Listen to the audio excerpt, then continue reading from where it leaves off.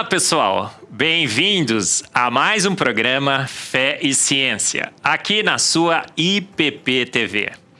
Esse programa que discute com você a boa ciência, a boa fé, a relação entre as duas, essa relação harmoniosa entre a boa fé e a boa ciência. Esse programa que traz convidados para lá de especiais, para bater um papo com você, falando da sua fé, da sua ciência, das evidências que cada dia mais apontam para um ser de extrema sabedoria e de inteligência que fez o universo, fez a vida e os fez prontos, como vemos no relato bíblico de Gênesis. E hoje, como não poderia deixar de ser, nós temos outro convidado para lá de especial. Um biólogo que vai nos falar sobre Darwin na sala de aula. Será que temos boa ciência sendo ensinada nas aulas de biologia, nas aulas de química? Então, para falar sobre esse assunto extremamente interessante, nós temos aqui o Marcos Davi Mulpointner. É isso aí, acertou, hein? Ah, fiquei treinando o seu nome, né, Marcos? Esse alemão aqui que veio para falar com a gente sobre esse tema tão importante. Marcos, bem-vindo. Obrigado, Marcos, pelo convite. Obrigado por trazer aqui um assunto extremamente importante para nós, um assunto importante para você que está em casa, tem seus filhos no colégio, seja qual nível for, o fundamental ou o ensino médio. E vamos bater esse papo aqui, vamos tentar entender o que acontece na sala de aula, na relação do professor com o aluno e com o conhecimento que é transmitido na sala de aula. Marcos, eu esqueci de dizer que o seu nome é lindo, viu, Marcos? Mamãe gostava desse nome e acabou escolhendo esse nome para mim.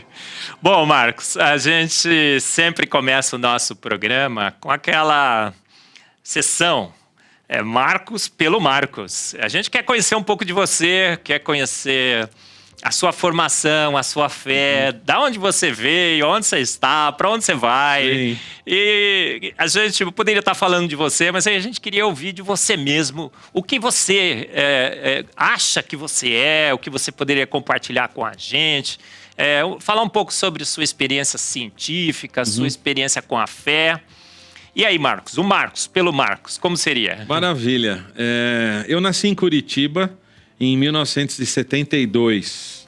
E com uma semana de vida, eu vim para São Paulo com a minha família e fui criado aqui em São Paulo, então não vivi no Sul.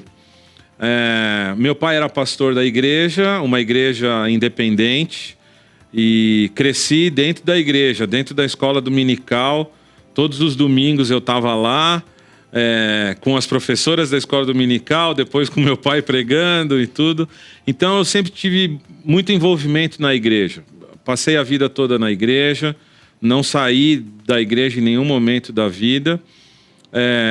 E depois, quando me decidi por fazer uma graduação, me decidi pela biologia. E por que a biologia? Naquela época eu gostava de entender como que os animais viviam, qual que era o comportamento deles, como é que o corpo deles funcionava. E também me chamava a atenção como que o corpo humano funcionava. O que o coração fazia para o sangue circular, como é que o cérebro controlava todas as coisas. E vendo os programas de documentários de animais na televisão e tudo mais, isso me chamava a atenção também a relação que o ser vivo tinha com o ambiente em que ele vivia. Então eu me decidi pela biologia por conta disso. Eu gostava de entender como que a gente vivia e a ação dos remédios e a genética e tudo mais. Então me decidi por fazer biologia, fui aprovado no vestibular da Universidade Mackenzie no ano de 1996, entrei em 96 e quando fiz a minha matrícula andei por aquele espaço. Para mim era gigantesco aquele espaço, né? Vinha de um colégio pequeno, mas aquilo era grande demais. E me lembro de no dia da matrícula, em janeiro de 96, sentado no bosque, na frente da Biblioteca Central, fazer a seguinte oração, Marcos. Senhor, eu quero saber e conhecer como o Senhor criou todas as coisas. me ajude nisso e me proteja aqui dentro. Essa foi a oração que eu fiz. Magnífico. Deus guia a nossa vida, né? Quando nós nos colocamos na mão de Deus, Deus está sempre à frente. Então, jovem, cristão brasileiro, entre numa universidade, né? Faça a diferença. Seja um líder, seja alguém que realmente mude o mundo e coloque-se nas mãos de Deus, como o Marcos fez. Mas você então fez biologia na melhor do Brasil? Foi, Marcos? Fiz biologia na melhor universidade particular do Brasil, exatamente. E eu acho que não deve para algumas públicas aí não, viu? Olha, o Marcos... Não deve para você pode fazer essa comparação melhor do que eu, né?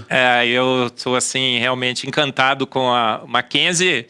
É lógico que você vai ter que filtrar um pouco a minha subjetividade, né? Sim. Sou meio suspeito para falar, mas a universidade é magnífica. Pessoal, olha, Mackenzie, primeiro lugar do Brasil.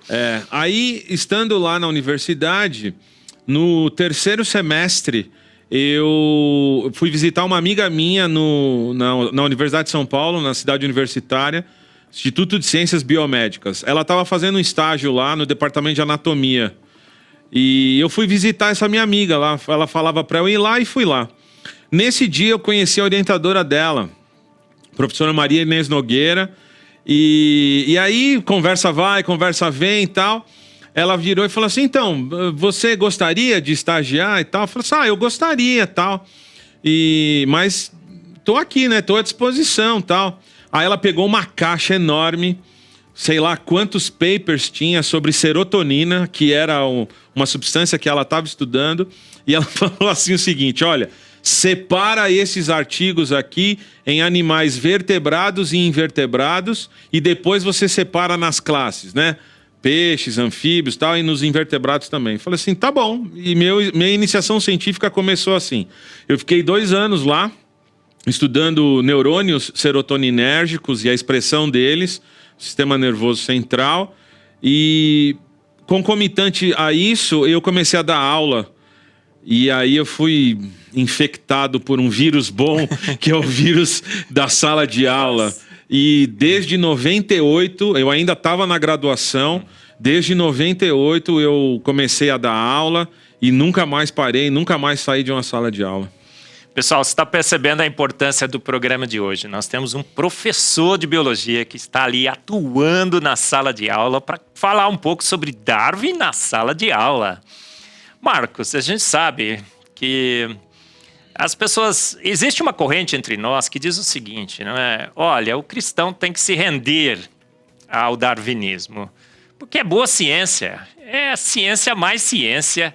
É lei mais lei do que a gravidade. Isso está extremamente bem demonstrado e tudo mais. Gênesis é alegoria. Na realidade, a gente evoluiu lenta, gradual e sucessivamente. Os fatos estão na sala de aula com Darwin. E você milita ali na sala de aula. Então é isso que nós queremos falar hoje, Marcos. Será que realmente nós temos ensinado aos nossos alunos? Marcos, as estatísticas mostram que 2/3 dos nossos alunos cristãos, ao entrarem nas escolas, nas universidades, pai, mãe, todos vocês que estão assistindo o nosso programa, olha a importância. Nossos filhos, ao entrarem nas universidades, estão se tornando ateus. E o grande meio de evangelismo do naturalismo é a evolução de Darwin, não é, Marcos? Eu acho que é a porta de entrada para se discutir algumas coisas que são ensinadas na igreja e a partir dali outras coisas são agregadas a essa visão de mundo, a essa cosmovisão. O problema do darwinismo é que ele se transformou numa cosmovisão e na academia, hegemonicamente, essa cosmovisão tem dominado. Então, qualquer pessoa que se coloque a discutir o darwinismo, seja no colégio ou seja na academia, essa pessoa vai passar por um problema muito sério de descrédito, porque como é uma cosmovisão, e essa cosmovisão impera na academia, e obviamente isso chega, isso se reflete nas escolas, a mudança de uma cosmovisão é muito complicada, né? O James Sire vai dizer que uma cosmovisão é um comprometimento do coração. Então, nesse sentido, é muito difícil colocar questões contra o darwinismo, porque vão ser colocados argumentos contra você de toda a ordem, menos os argumentos científicos. Porque discutir ciência com ciência que é o legal, né? Eu já caí no passado, há muito tempo atrás, em discutir ciência com a teologia. Tomei na cabeça em todos os lugares que eu fui. Graças a Deus, a maioria desses locais era a igreja. Mas eu percebi o meu erro. Ciência se discute com ciência. E teologia se discute com teologia. Aqui, a gente está falando sobre fé e ciência, mas a gente está tratando de um assunto absolutamente científico, porque é posto no ambiente científico. Mas nem sempre a argumentação é científica, e você colocou uma coisa muito interessante no início, Marcos. Nem sempre as evidências são interpretadas à luz da ciência, mas à luz de uma cosmovisão que tem todo um arcabouço filosófico e teórico que é imposto às evidências, e portanto eu vou interpretar de acordo com a minha cosmovisão. Marcos, mas aí o pessoal fala o seguinte, né? Você disse que ciência, a gente deve tratar com ciência, fé com fé, mas muitos dizem o seguinte: o antídoto para os pais que estão nos ouvindo aí e os jovens que entrarão nas universidades, na realidade, desde o colégio, desde o primeiro e segundo grau, hoje em dia, né, já se tentam doutrinar as nossas crianças no darwinismo. Não é ir contra o darwinismo, é se juntar a ele. É Darwin amigo de Deus, na realidade. E o que a gente tem que fazer? Gênesis e alegoria. Darwin está certo e Deus guiou a evolução. Você acha que esse é um bom antídoto, Marcos? Então, o paradigma evolutivo pressupõe a inexistência de Deus. Quando muito, alguém vai dizer, Deus existe, mas ele não interferiu no processo evolutivo. Isso é o que os biólogos, por excelência, vão dizer.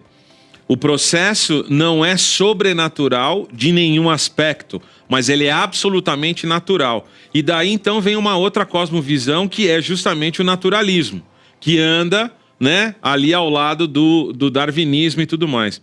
Então, o problema é fazer essa associação, porque essa associação entre o Gênesis e o darwinismo e a teoria evolutiva, essa associação, para mim, é absolutamente equivocada, justamente pelo pressuposto inicial. O Gênesis pressupõe a existência de um Deus. É o primeiro texto do Gênesis, né? No princípio criou Deus os céus e a terra. E o pressuposto evolutivo é de que Deus não existe. Se eu tentar juntar a evolução com a Bíblia, não vai dar certo. É igual tentar misturar água e óleo. Um fala que Deus não existe. Mas então surge uma terceira via, que é a associação do evolucionismo com a palavra de Deus, o que atualmente tem sido chamado de criacionismo evolucionário. É a mesma coisa. Não tem como juntar as duas. Ou Deus está desde o início no processo, como a Bíblia ensina, ou Deus não está. E aí, obviamente, a gente sabe que isso é impossível. Então, Marcos, não existe uma terceira via. Não existe. A gente tem que fazer ciência e ciência de qualidade. A gente tem que fazer teologia e teologia de qualidade. Misturar essas coisas não vai dar certo. Vai ser uma mistura heterogênea, para usar a linguagem que o Marcos gosta da química. Ou é Deus, ou seria Darwin. É Deus ou Darwin, não é assim, Marcos? É a minha posição. Senão a gente faz uma péssima ciência, com uma péssima teologia, com uma péssima filosofia. Então, pais que estão nos ouvindo, jovens que entrarão nas universidades, não é? Não faça esse casamento com Darwin e Deus.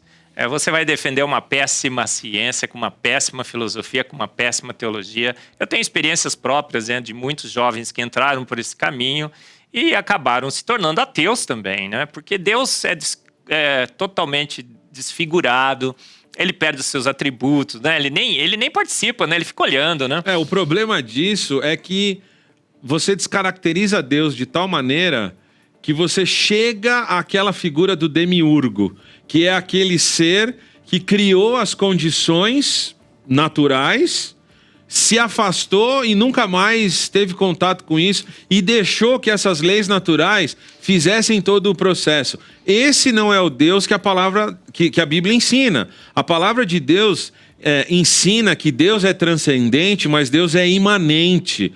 A gente consegue ver os atributos de Deus na criação. Portanto, ele não pode simplesmente ter criado as condições e ter se afastado e ter se ausentado do processo. Pelo contrário, ele criou o processo, conduziu o processo e deu inteligência suficiente para a gente entender como o mundo foi criado e como as coisas funcionam e tudo mais. E na sala de aula, isso não é discutido. Primeiro porque o professor não quer gastar muito tempo com isso, eu acho. E segundo porque a própria dinâmica do ensino não tem muito disso. E aí é uma crítica que eu faço com as escolas, que é a seguinte: todo projeto político-pedagógico da escola vai dizer que a escola tem a intenção de criar cidadãos conscientes, independentes, questionadores e tudo mais. Só que os livros didáticos de biologia que são usados no colégio não tem esse tipo de coisa. Porque é ensinado uma única visão, uma única explicação, e mesmo assim a teoria é explicada com muitas falhas que já têm sido demonstradas anos e anos e anos, só que os editores, obviamente, não colocam isso. Mas isso deve acabar, não é, Marcos? A gente está com um projeto. Nós já começamos, né, Marcos? A montar aí a diagramação, quais serão os capítulos. Marcos e Marcos, né, estarão daqui a alguns meses lançando um livro que terá o título do nosso programa, não é assim, Marcos? Hoje a gente está pensando no título Darwin na sala de aula, : fato ou alegoria? Marcos, porque senão, olha, o pessoal fala assim, não, o antídoto é esse, a gente vai casar Deus com Darwin e o aluno tem que entrar numa universidade falando, não, Darwin tá certo, tudo bem, Deus ficou de lado, tal, vendo o Darwin criar a vida nesse planeta, diversificá-la, vamos dizer assim, né? Sim. E aí, se a gente fizer isso, Marcos, a gente vai ter que concordar com o que é ensinado nas salas de aula sobre biologia, tá certo, Marcos? E aí você trouxe uma apresentação, o Marcos vai falar um pouco. O que o Marcos vai falar, gente? Olha a importância do programa de hoje. Pais, mães, seus filhos estarão sendo doutrinados com essa história que o Marcos vai detalhar um pouco. Ele dá aula sobre biologia. E olha só o que eles ouvirão nas salas de aula. Veja bem, se você vai falar para o seu filho, sim, professor, o senhor está certo. Será que seria assim, Marcos? Fala um pouquinho do que você ensina. Essa imagem aqui mostra duas coisas interessantes. Essa figura aqui tenta representar o que na biologia a gente chama de árvore da vida.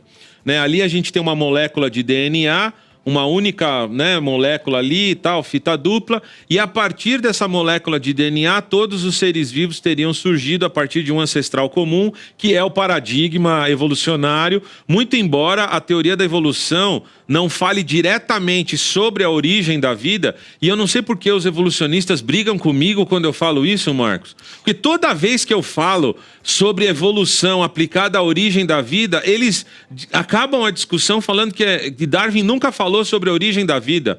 Ok, mas então por que todo o paradigma evolucionário é aplicado à origem da vida? Marcos, porque a origem da vida é muito, muito mais complicado do que a sua diversificação. Não, e tem um outro detalhe, Marcos. O paradigma evolutivo é aplicado à cosmogonia, por exemplo.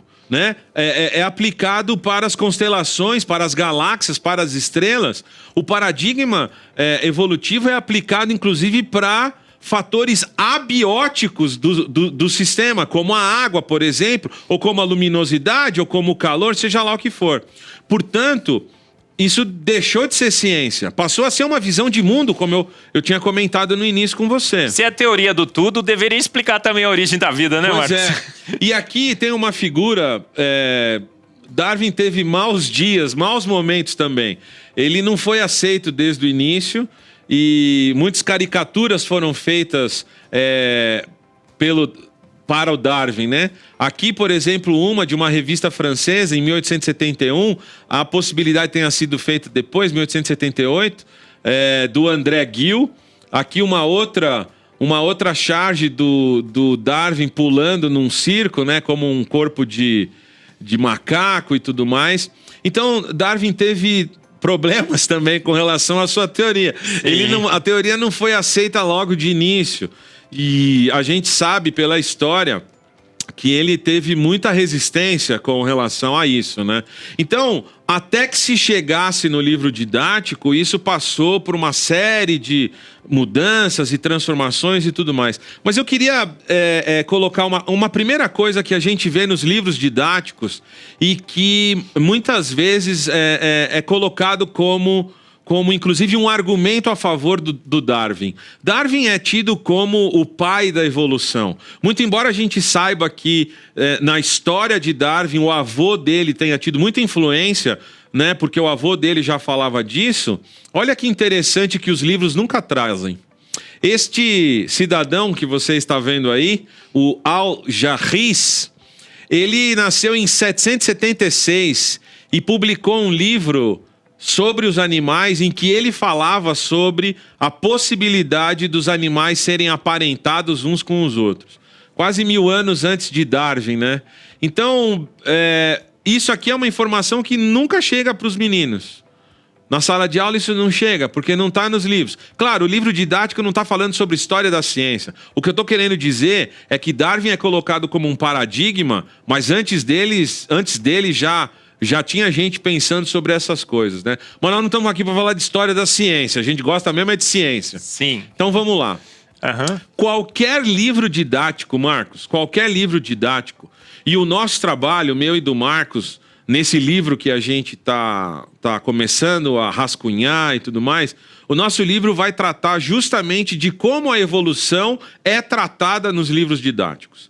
Então, eu trouxe aqui um exemplo de um livro didático usado no Brasil todo. E quer mostrar, Marcos? Com relação... É o livro da professora Sônia Lopes e do professor Sérgio Rosso. Acho que dá para ver, né? Sim, sim. Então, é um livro muito famoso, muito utilizado nas escolas e tudo mais. E no capítulo que abre o conteúdo evolução... Sobre evidências da evolução, estes 5 itens são apresentados não só neste livro, como também em qualquer outro livro, né, de biologia que vai tratar do assunto da evolução.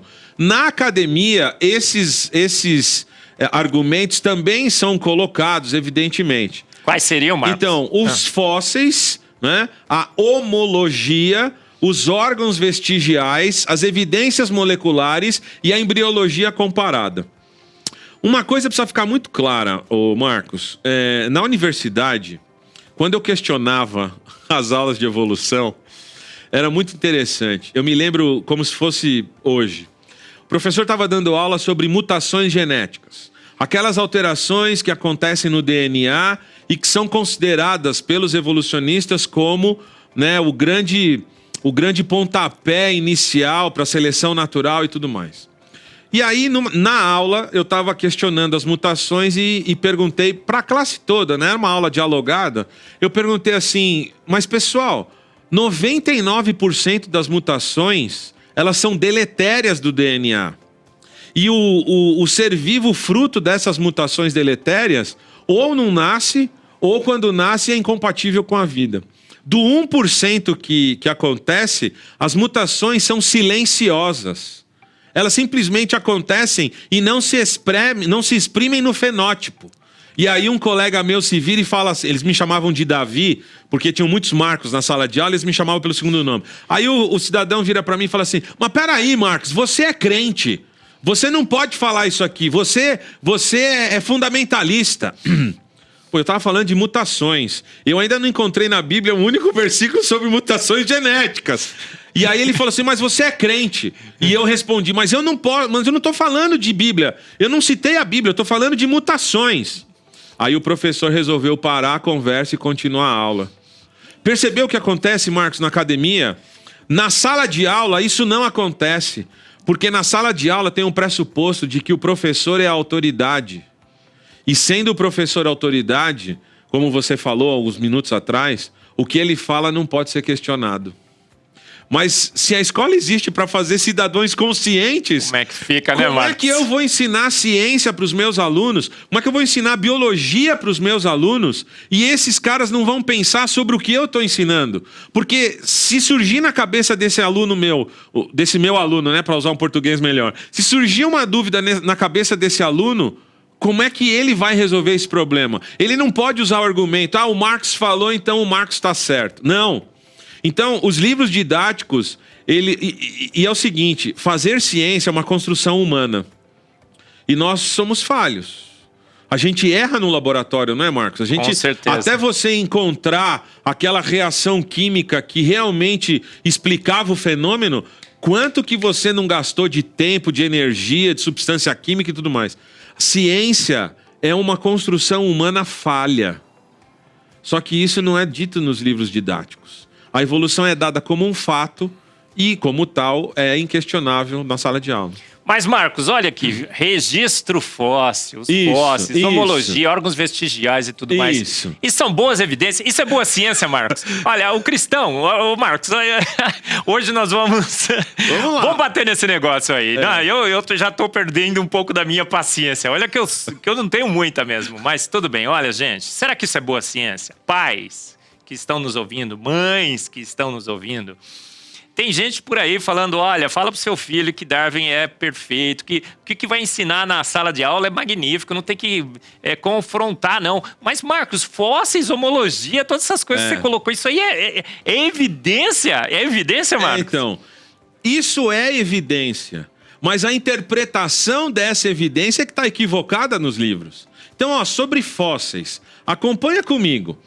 Não há uma lenta modificação dos traços prevista pela teoria. O Darwin dizia que, como os animais, como os seres vivos descendem de um ancestral comum, seria possível que, no registro fóssil, nós veríamos uma sequência de fósseis que mostrariam toda a transição de um ser vivo para o outro. O que acabou sendo chamado de especiação, né? A formação de novas espécies. Só que o registro fóssil não mostra esse tipo de transição. Existem lacunas gigantescas no registro fóssil. O Stephen Jay Gould disse isso, não foi, Marcos? Por exemplo, ele é um dos que foi contra e ele é muito pouco citado na academia, inclusive. Então, mas isso não aparece no livro didático. E quando um aluno questiona, o professor passa para o próximo item, porque o professor não quer ser questionado nisso. Os paleontólogos ainda não constatam o gradualismo em suas descobertas. É isso que eu estou falando aqui. Agora, olha que interessante o que aparece nos livros didáticos ainda hoje. Aproximadamente, segundo a teoria naturalista, há 65 milhões de anos, desapareceu um peixe chamado selacanto. Só tinha fóssil desse peixe. Só que em 1938... lá pelos lados da China, numa rede de arrasto, trouxeram um peixe de 1,80 m de tamanho, com uma determinada coloração, e ninguém sabia o que era. Bom, o peixe chegou lá em Londres, no Museu de História Natural. E como é que ele foi identificado? Como um perfeito selacanto. Há 65 milhões de anos, esse peixe não mudou. Não teve variação nenhuma. Um peixe de 65 milhões de anos não sofreu nenhuma mutação, Marcos. Ah, mas aí a teoria mudou, não mudou, Marcos? Mudou. Mudou porque nem todas as mudanças acontecem a ponto de serem registradas no registro fóssil. A única coisa que evolui é a teoria da evolução, não é assim? Então eu mudo a teoria, mas não mudo a minha cosmovisão. Percebeu o problema? Ele parecia como uma forma transicional, inclusive, entre os peixes e os anfíbios. Ele tinha uma carapaça muito dura, né, do lado de fora e tudo mais. Era um animal muito lento e tudo. Mas é o que é chamado de fóssil vivo. Fóssil vivo é uma expressão comum, né, do dia a dia, não é da academia. mas o bicho não evoluiu em 65 milhões de anos, né? Então isso não aparece nos livros didáticos. E essa é olha, papai e mamãe, você que está nos assistindo, essa é uma boa pergunta para o seu filho fazer na sala de aula. Eu garanto que seu filho não vai ser perseguido. Se ele for, é porque o professor não é um bom professor. Porque quem faz ciência gosta de pergunta, né, Marcos? Ó, pessoal, nós temos aí já o Fomos Planejados, eu falo do registro fóssil, tem o Antevidência, tem o Caixa Preta de Darwin, tem o Involução de Darwin. É um nível um pouco mais acima, mas pais, mães, vocês podem ler para ajudar seus filhos. Mas esse que nós estamos escrevendo vai falar sobre tudo isso, né? Darwin na sala de aula. A gente quer preparar seu filho para que ele chegue na sala de aula e faça essa discussão saudável, que ele defenda a sua fé com racionalidade, com ciência, não é assim, Marcos? Uma coisa precisa ficar muito clara, Marcos. Nós não estamos fazendo nenhum questionamento ad hominem, como se diz. A gente está questionando a ideia, a gente está questionando o argumento, a gente está questionando o que é dito e o que é publicado nos livros. Não me interessa a vida da pessoa, eu tenho respeito pelas pessoas, por quem pensa diferente de mim, numa boa. A gente está discutindo os argumentos. A gente não fala, você é darwinista, então você não pode, ou você é ateu, você é naturalista. Eu converso com todo mundo. Somos cientistas, pois né, Marcos? E eu queria, Marcos, que você olhasse para essa figura. O que é isso aí? Eu queria que você olhasse para essa figura, Marcos. Rapaz, eu diria... Parentes próximos, hein, Marcos? Pois é, eu quero fazer uma pergunta para você que é colocada nos livros didáticos. Ao olhar essa figura, você diria que estes dois seres vivos, esses dois mamíferos, eles são parecidos ou eles são parentes? É a ciência da parecência que eu digo. Pois é. O paradigma evolutivo vai dizer que estes dois são parentes, mas eles confundem ser parente com ser parecido, ser aparentado com ter semelhanças entre si. Evidentemente que os seres vivos têm semelhanças entre si. A gente tem um código genético que pode ser parecido entre os seres vivos, desde uma bactéria até os mamíferos, mas isso não significa que existe grau de parentesco entre estes seres vivos. Existe grau de similaridade. Nós podemos ser parecidos em uma ou outra coisa, mas isso não é evidência de parentesco. Parentesco é com relação com relações muito estreitas, muito pequenas. Agora alguém vai falar assim, então, Marcos, agora você está morrendo pela boca, como qualquer peixe, porque o macaco é muito parecido com o ser humano. A resposta está na própria frase, Marcos. O macaco é parecido com o ser humano. Ninguém fala a torto e a direito, como diria minha mãe, que o macaco é parente do ser humano. Só os evolucionistas vão falar que macacos são parentes do ser humano. E aí vem uma coisa que os livros didáticos estão adorando de falar. 98% do código genético de um chimpanzé é semelhante ao código genético do ser humano. Verdade ou mentira isso? Fato ou alegoria, Marcos? Olha, o DNA é uma substância química e eu queria que você ouvisse o Marcus Eberlin falar sobre essa 98% de semelhança. O código genético, Marcos, tem milhares de bases nitrogenadas. São essas milhares de bases... Agora eu que vou fazer o papel do entrevistador. São essas milhares de bases comparadas no genoma humano e no genoma do chimpanzé que são 98% semelhantes? Marcos, eu até falo, né, que esse é o efeito Bill Gates. A gente fala assim, olha, só 2% diferente. Mas a gente esquece de dizer que são 3,2 bilhões de pares de bases. É muita coisa. Marcos, se o Bill Gates chegasse aqui, né, Pastor Arival, fala, Pastor Arival, o IPPTV tá muito legal, esse programa Fé e Ciência tá sensacional, eu quero fazer uma ofertinha aqui pro programa para ficar ainda melhor. 2% do que eu tenho, né, Pastor Arival, o que o senhor acha? 2% do que eu tenho, o Bill Gates, né? Eu quero fazer uma contribuição aqui, né, para cestas, para a igreja e tudo mais. Pastor Arival, o senhor falaria assim, nossa, Bill Gates é muito pouco, nem vou aceitar. O que você acha, Marcos? 2% da fortuna do Bill Gates. Pois é. Então, nosso código genético, se fosse 2%, não são milhares de bases não, Marcos. 600 mil bases diferentes.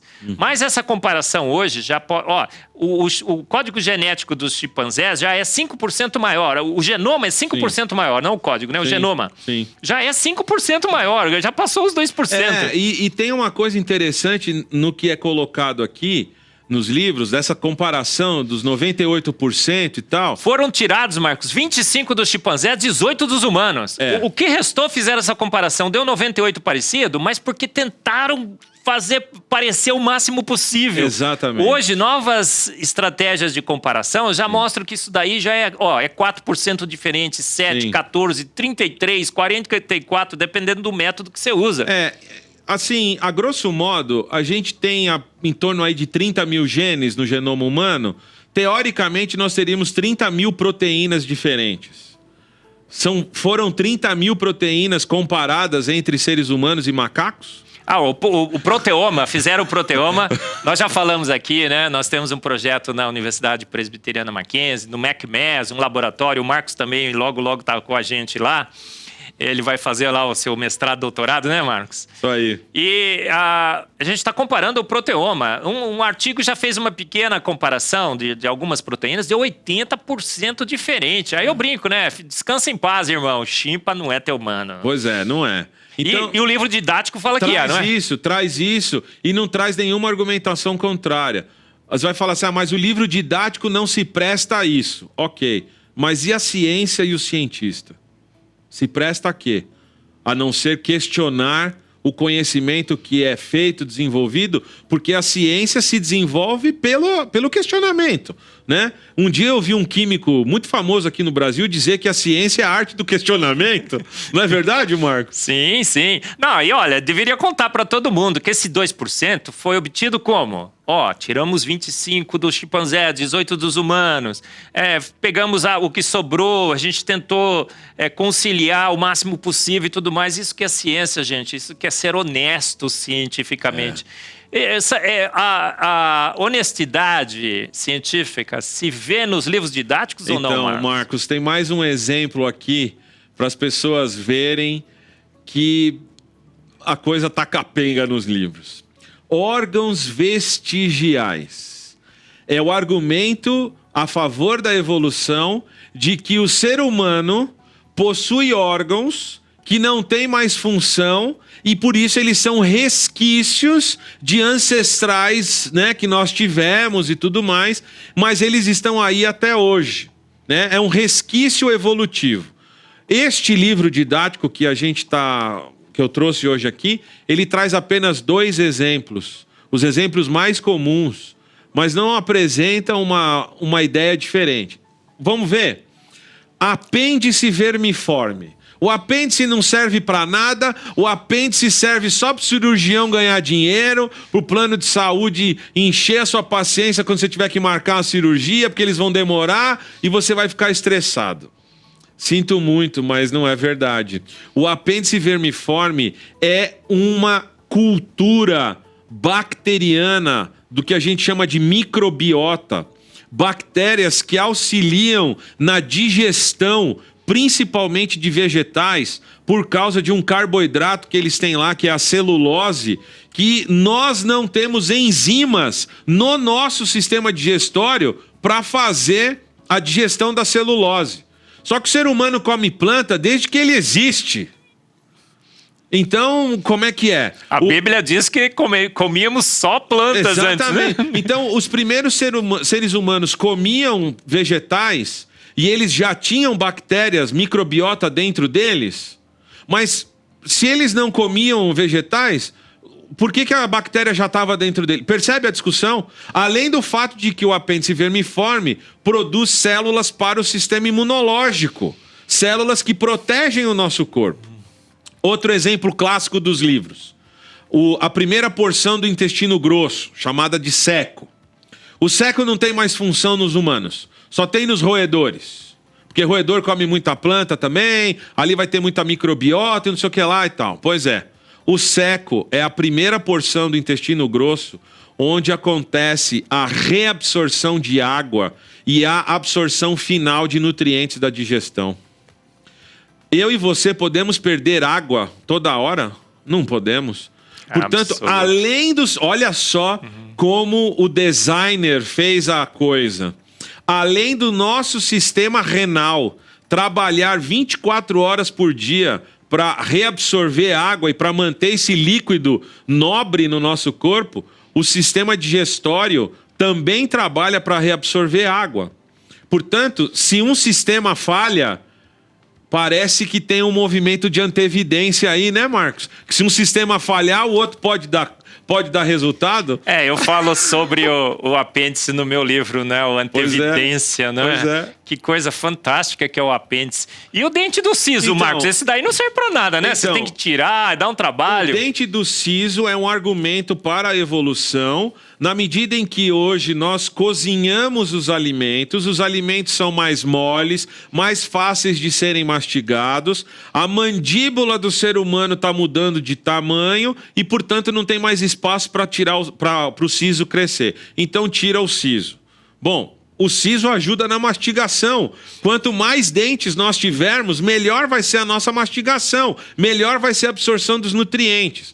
O fato da mandíbula ser menor em muitos seres humanos não significa que isso seja um processo evolutivo, mesmo porque, segundo os próprios evolucionistas, a evolução acontece em milhões de anos. Como é que alguém põe isso dentro do laboratório, Marcos? Como é que alguém põe dentro do laboratório milhões de anos? Ô, Marcos, mas quanto ao dente do siso, pessoal todos que estão aí nos ouvindo em casa, fizeram uma pesquisa com índios que ainda comem carne, né? E carne crua e tal. A dentição é maior, o dente do siso entra bonitinho, né? Se ele perder um dente, esse dente do siso ajuda a recompor a arcada dentária, é magnífico. Esse é um mal moderno, não é? A gente que está estragando, está ficando com uma dentição, né? Uma arcada menor e tudo mais. Mas eu tenho uma argumentação muito melhor para isso. Vamos lá, Marcos. Eu tenho certeza que você, Marcos, e quem está nos vendo em casa, gosta muito de comer uma carninha mal passada na churrascaria. Portanto, se você tiver o seu siso, vai ser muito melhor ir comer na churrascaria do que se você tirar o siso. Magnífico. Um outro exemplo clássico nos livros, o cóccix. O cóccix é um conjunto de ossos que restou dos nossos ancestrais que tinham rabo. O rabo era utilizado, inclusive, como um quinto membro e tudo mais. Pois é. Se você ficar sem o cóccix, sentar desse jeito que a gente está agora vai ficar muito difícil. Porque o cóccix, apesar de pequeno, ele serve para sustentação do corpo, né? Quando a gente está sentado, né? E quando a gente está em pé, em locomoção, o cóccix auxilia na transferência do peso de um lado para o outro enquanto a gente está andando. Diz que se você cair e fraturar o cóccix, você não consegue nem levantar, exatamente. Não é, Marcos? E olha, não precisa ir longe. Se você ficar sem o seu dedinho do pé, você vai ter problemas com relação a isso também. Marcos, é isso que estão ensinando nas salas de aula? Exatamente. Darwin na sala de aula está dizendo que essas são as melhores evidências a favor do registro fóssil. O registro fóssil, a gente falou no programa anterior aqui, Marcos. Com o Adalto Lourenço, vocês falaram isso com ele? Adalto Lourenço, com a Rogéria Ventura, com o Everton, com o reverendo Ageu e tudo mais. A gente falou sobre o registro fóssil praticamente em todos os nossos programas. E olha, inclusive, né, Marcos, encontraram tecido mole, né? Pois é. Em todas as camadas sedimentares, não faz sentido. Dizem que dinossauro evoluiu para pássaro, mas o pássaro aparece em cima, né? O dinossauro aparece embaixo. Eu digo que o registro fóssil é a maior pedra no sapato de Darwin. Você acha também? O que a gente precisa colocar é que o registro fóssil é um registro de morte e não de vida. E isso os livros didáticos não trazem. O registro fóssil não pode ser utilizado justamente por causa dessas lacunas gigantescas que tem entre o registro. O próprio Darwin assumiu isso no livro A Origem das Espécies, publicado em 1859. A primeira edição do livro, Darwin assume que a teoria dele ruiria se o registro fóssil não documentasse aquela proposta que ele estava colocando, porque o próprio Darwin não tinha evidências disso. Só que nas edições posteriores, o que aconteceu com essa afirmação? Ela foi tirada, simplesmente foi tirada das próximas edições. Mas aí, Marcos, a gente chega num ponto fundamental. As evidências moleculares são prova cabal e uma condição sine qua non para a evolução dos seres vivos. Eu tenho DNA, você tem DNA, a bactéria tem DNA, a ameba tem DNA, a bananeira tem DNA, um fungo tem DNA, portanto todo mundo veio do ancestral comum. Pois é. O problema é o seguinte: a evolução vai dizer, e esse é um ponto extremamente importante, a evolução vai dizer que o sucesso evolutivo dos seres vivos se dá por meio das mutações genéticas que são selecionadas pelo ambiente. O problema é o seguinte: se o primeiro ser vivo sofreu uma mutação genética, quem garante que essa mutação deu certo? E um detalhe: a bactéria mais simples, com 3.000 genes, já tem incorporado a ela mecanismos de reparo do DNA. Portanto, se ela sofreu uma mutação, o DNA não sabe se a mutação é boa ou não. Simplesmente o DNA sabe que sofreu uma mutação e os mecanismos moleculares de reparo vão corrigir aquele erro no DNA. Se o erro foi bom, ele foi corrigido e, portanto, voltou ao que era antes. Se o erro é para o pior, ele não vai conseguir ser corrigido e, portanto, essa bactéria não consegue se reproduzir. Defeitos são defeitos, né, Marcos? E a máquina que corrige defeito vai eliminar o defeito, mesmo se o defeito tiver alguma vantagem. Pois é. E como é que isso pode estar nos livros didáticos, sendo uma evidência da evolução? Isso não é questionado dentro do colégio. Gente, o Marcos tem uma palestra sensacional, segundo o TDI Brasil, aqui em São Paulo. Ele gravou. Já foi liberado ainda, não, Marcos? Vai ser liberado agora na primeira semana de abril, a minha palestra sobre o DNA e mecanismos, mutações e mecanismos de reparo no segundo Congresso Brasileiro do TDI, que a gente fez o ano passado. Foi um evento maravilhoso. A partir da primeira semana de abril, no canal do YouTube da Sociedade Brasileira de Design Inteligente, você pode conferir isso. Então, as substâncias que síntese proteica, para construir uma proteína de 50 aminoácidos, são milhares de outras substâncias químicas envolvidas numa cadeia que tem que dar certo desde o início, porque senão a proteína não é formada do jeito correto e ela não vai desempenhar a sua função. A Ana Maria esteve aqui, né, Marcos? Pois é. Falou sobre o açúcar, a ribose, os aminoácidos e tudo mais, né? É uma química extremamente complexa. E uma coisa extremamente importante: o sistema imunológico é feito de células e substâncias químicas. O primeiro ser vivo que teria surgido dentro da proposta evolutiva, o primeiro ser vivo tinha células de defesa, mas ele ia se defender contra o quê? Se ele não tinha seres patogênicos naquela época. Ah, não, mas os seres patogênicos podem ter evoluído em paralelo com os outros seres e o sistema imunológico foi junto. Só que como? Explica isso para mim. O ser vivo surge, não tem nenhum mecanismo de defesa, mas depois o mecanismo de defesa surge. Tinha micróbio patogênico antes? Quer dizer, o sistema surgiu sem existir uma necessidade? A coisa está muito confusa quando a gente vai para os dados moleculares, para substâncias químicas, né? Então isso é muito complicado. E eu queria, Marcos, trazer para você uma afirmação do próprio livro. A embriologia comparada. Desenhos clássicos de Haeckel, que ainda são reproduzidos nos livros didáticos.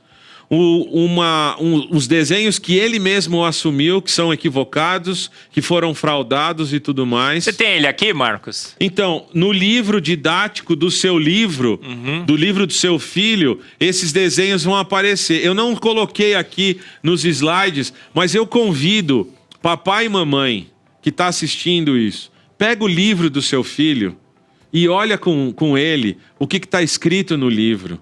Faz o seu filho pensar essas coisas, questionar essas coisas. Qualquer livro didático vai trazer essas informações.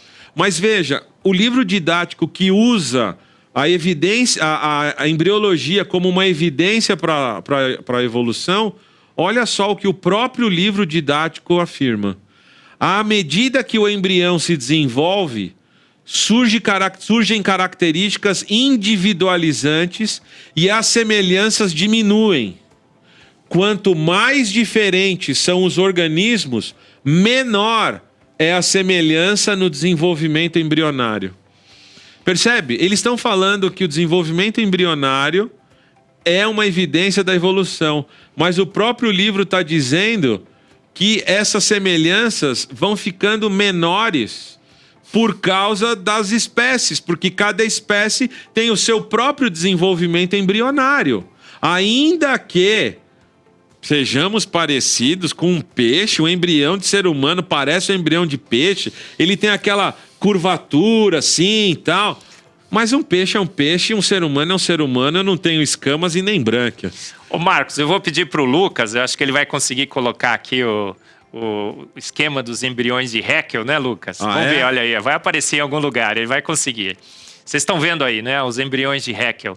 Gente, quanto mais jovem, mais parecido, na realidade, quanto mais jovem, eles começam muito diferentes, depois no desenvolvimento eles ficam mais parecidos e depois eles ficam mais diferentes. Nada a ver com a evolução. Quando a gente coloca o esquema certo, não aquele que foi fraudado, forjado por Haeckel, não há nenhuma semelhança na realidade. E essa frase, a própria frase já diz que não, né, Marcos? Exatamente. Então, fica muito difícil levar a sério o que a gente encontra nos livros, tanto nos livros acadêmicos quanto nos livros didáticos, porque o livro didático não traz o contraponto, não traz o outro lado. Este livro aqui de biologia, o livro não traz nenhum problema que os cientistas enfrentam. E não é assim, não é a ciência, né, Marcos? Ciência é o ponto e o contraponto. Exatamente. Ciência é o informar corretamente como é que aquele dado foi obtido. É informar que aquela comparação dos 2% não é bem 2%, né, Marcos? Pois é. Eu pego um punhado de proteínas aqui, um outro punhado de proteínas aqui e esqueço todo o resto do DNA para dizer que nós somos parentes. Se você quiser dizer que o ser humano é parecido com o chimpanzé, ok, a gente pode até pensar nisso. Questões comportamentais, questões fisiológicas, questões bioquímicas, ok. Mas dizer que somos parentes... Hoje eu estava numa conversa com 2 amigos biólogos, evolucionistas, e quando eu mostrei aquela foto do cachorro e do ser humano, um dos meus amigos disse: sim, somos parentes. Por menor que seja, somos parentes. Olha, a gente fala, né, que semelhança, a gente tem o mesmo DNA. Eu falo isso no meu livro também, no Fomos Planejados, no Antevidência. Os teóricos do design inteligente falam isso. Na realidade, essas semelhanças são muito mais uma evidência de um designer comum, de um programador comum, do que de uma ancestralidade comum. A gente não vê essa ancestralidade no registro fóssil. Não. A gente não vê quando a gente vai avaliar o poder da seleção natural. A seleção natural tem poder, Marcos? Então, a seleção natural seleciona aqueles que já são mais aptos. Então, se ele já é mais apto, ele mesmo já está selecionado. A seleção natural não vai influenciar isso. Ele vai encontrar mais comida, ele vai encontrar uma fêmea para reprodução. Ok, sorte dele, mas ele já é apto. Não é que ele vai ser selecionado para aquilo. Ele já tem aquela funcionalidade ativa ali, né?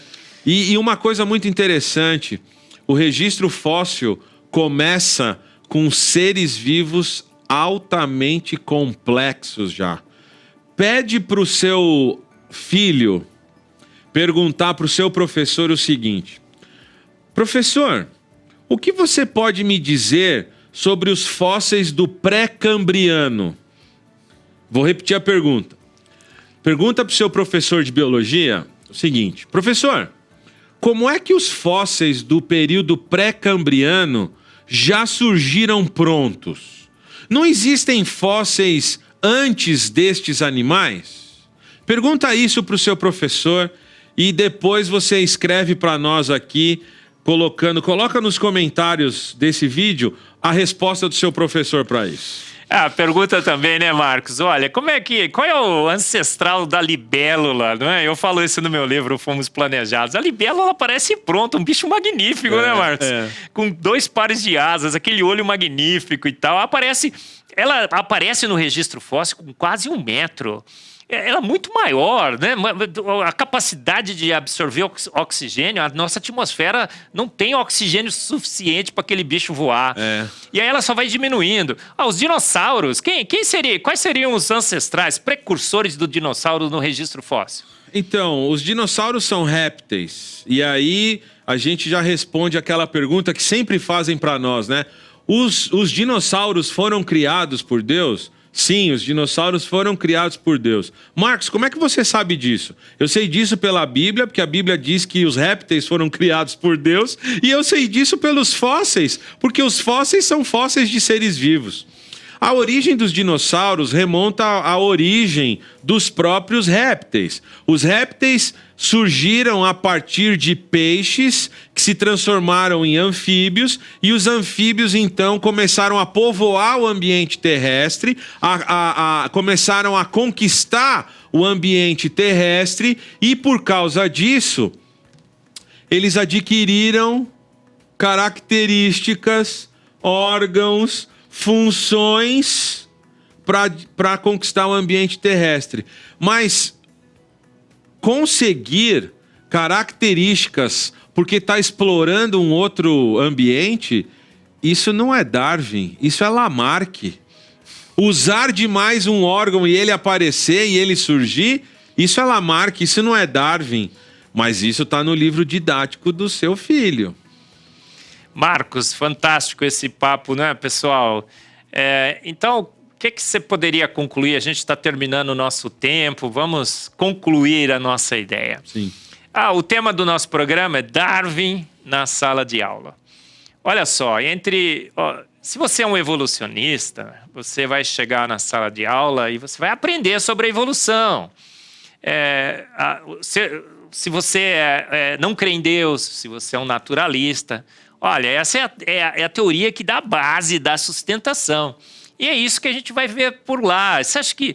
Gente, isso é boa ciência? Se você agora é filho de um cristão, não é? O seu pai é um cristão, a sua mãe também, o que vai acontecer? Muitos estão dizendo assim, olha, ensine seu filho que aquilo lá é em ciência mesmo, é mais lei do que a lei da gravidade. Nos dizem que isso é boa ciência. Nós estamos abarrotados e atolados de evidências a favor da evolução.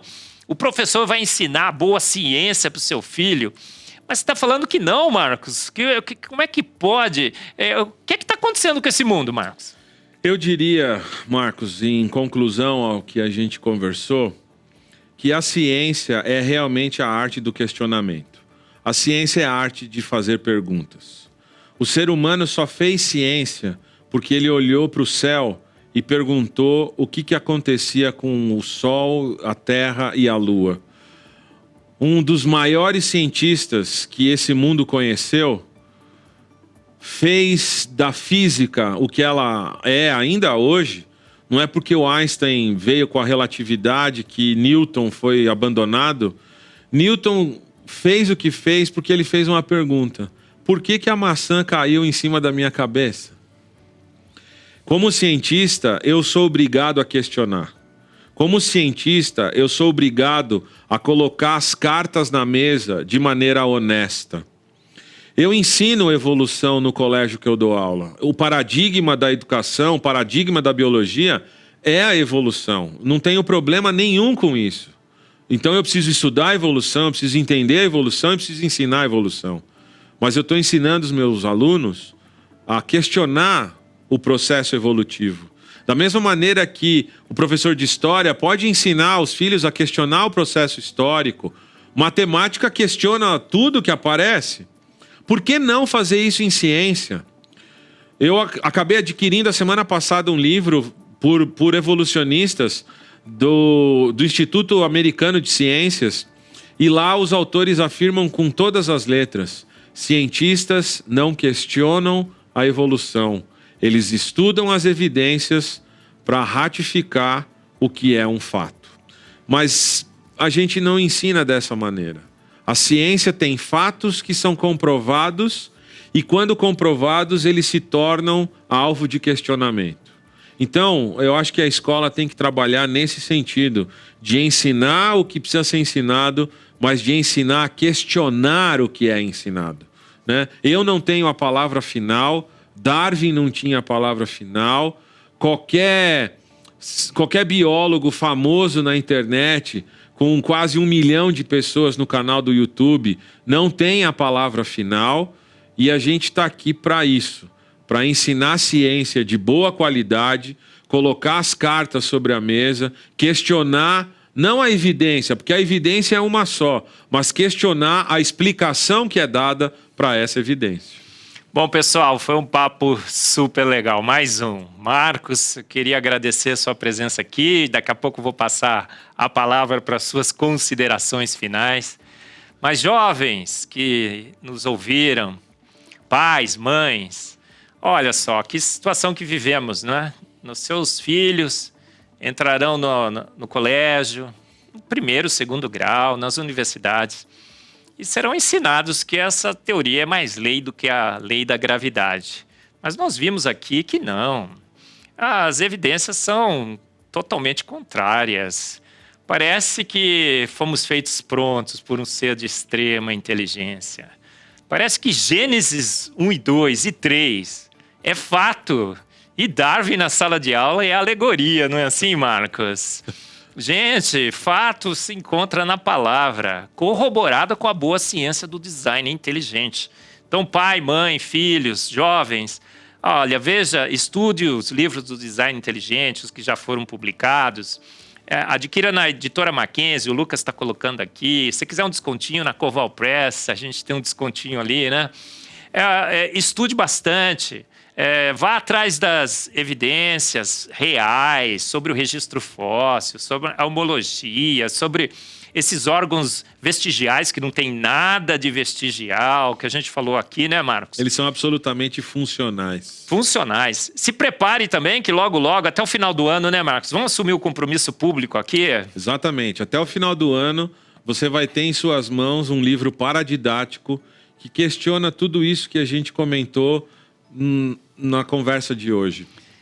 Eu ando pelo Brasil, né, Marcos? E as mães, principalmente as mães mais preocupadas, os pais nem tanto, né? Eles chegam assim e falam: nossa, meu filho vai entrar no colégio, ele vai aprender sobre Darwin, que aquilo lá é fato.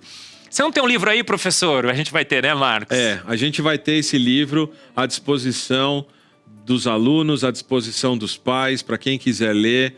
E a gente está aberto para isso mesmo. Nós estamos aqui, né, abertos a questionar a ciência e fazer boa ciência. Então, é um projeto muito legal que, né, nasceu aí nas nossas conversas e tudo. E, se Deus quiser, até o final do ano, esse material vai estar à disposição das pessoas. Então, gente, fé e ciência, ciência e fé. A boa fé que nós desenvolvemos e consolidamos através da leitura de Gênesis 1, 2 e 3, confirmada com a boa ciência. Não essa boa ciência da sala de aula de Darwin, mas a boa ciência das evidências científicas bem interpretadas, que mostram que o universo, a vida, foram feitos prontos por uma mente inteligente, como o Marcos mostrou tão bem aqui, e vários outros convidados que a gente já teve, que teremos nos próximos programas. Essa é a intenção, boa fé com boa ciência. há o casamento perfeito entre o que lemos na palavra e o que vemos revelado na química, na biologia, como o Marcos mostrou tão bem aqui hoje. Então, pai, mãe, prepare seu filho. Já tem material, a gente vai apresentar ainda mais nesse livro, para que ele defenda com racionalidade a boa-fé. Que ele não case Deus com Darwin, mas que ele mostre que Deus é absoluto, é soberano, e que a Bíblia, sim, mostra como a gente foi formado. Marcos, suas considerações finais. Eu queria agradecer mais uma vez o convite de estar aqui conversando com vocês. Queria agradecer a IP Pinheiros por proporcionar um ambiente de conversa, um ambiente em que a gente pode explicar as coisas boas relacionadas à boa ciência e à boa teologia também.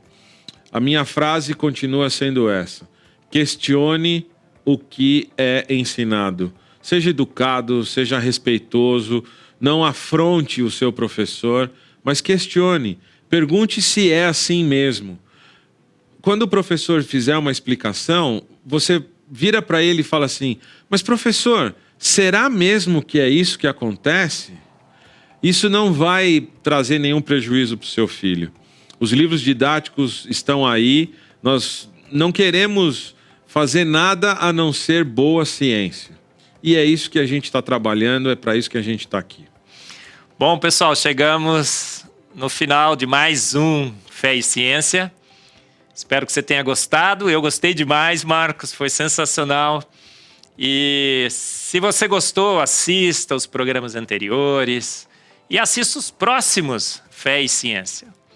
Vamos mostrar como que a boa fé e a boa ciência andam juntas. Então venha sempre com a gente. Esperamos vocês em todos os programas Fé e Ciência. Muito obrigado pela sua atenção.